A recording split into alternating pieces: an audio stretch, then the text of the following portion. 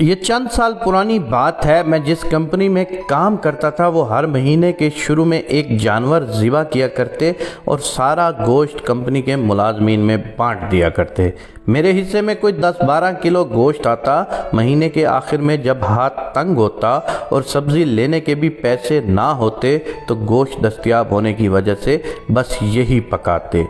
اس گوشت کی وجہ سے میرا سارا مہینہ اچھا گزر جاتا اور اس کا فائدہ خاص طور پر تب ہوتا جب کوئی مہمان گھر آتا۔ سچ پوچھیں تو کمپنی کی اس نیکی کی وجہ سے گھر آئے مہمانوں کے لیے پریشانی جیسے ختم ہی ہو گئی تھی۔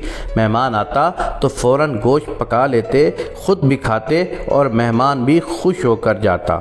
یہ کمپنی کے بہترین دن تھے، سب اچھے اور خوشحال تھے، مالکان خوب منافع بٹور رہے تھے۔ پھر اچانک انہوں نے بڑے جانور کو چھوٹے جانور میں تبدیل کر دیا اور کچھ مہینے چھوٹا جانور ذبح کرتے رہے اور پھر آہستہ آہستہ ایسا کرنا بھی بند کر دیا۔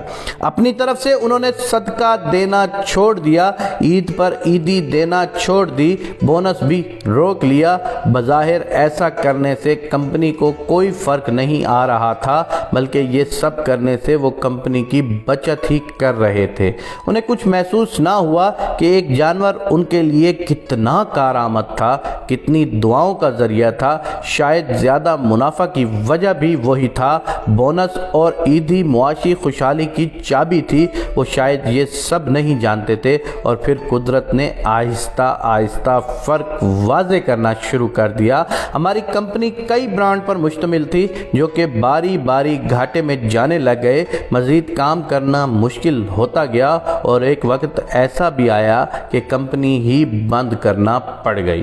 یہ کوئی سنی سنائی نہیں بلکہ آنکھوں دیکھی بات ہے۔ قدرت کا نظام اور بدلہ اپنی آنکھوں سے دیکھا ہے۔ قدرت بھی تبھی نوازتی ہے جب آپ خیر بانٹنے میں پہل کرتے ہیں، نیکی کرنے میں بخل سے کام نہیں لیتے، لوگوں کے لیے آسانیاں پیدا کرتے ہیں، اور جہاں آپ مخلوق کے لیے خیر کا ہاتھ پیچھے کھینچتے ہیں، قدرت آپ کے کام سے برکت نکال دیتی ہے۔ ہمیں لگتا ہے کہ چھوٹی چھوٹی باتوں سے کوئی فرق نہیں پڑتا، جبکہ اللہ نے کچھ نظام طے کر رکھے ہیں، کچھ اصول و ضوابط بنا رکھے ہیں کہ جن میں اونچ نیچ کرنے سے، بے ایمانی کرنے سے، نیت بدل جانے سے سیدھے کام بھی الٹے ہونے شروع ہو جاتے ہیں۔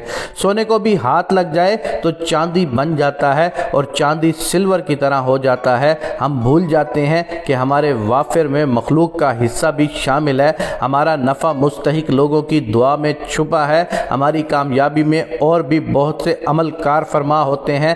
بس غور و فکر کریں اور ایسے کاموں سے بچیں کہ جو ڈائریکٹ اللہ کی مخلوق سے وابستہ ہوں، کیونکہ مخلوق سے جڑے کام ہی برکت اور نحوست کا سبب بنا کرتے ہیں۔ اور یاد رکھیں کہ مخلوق خوش تو خدا بھی خوش، جو مخلوق ناراض تو خدا بھی ناراض۔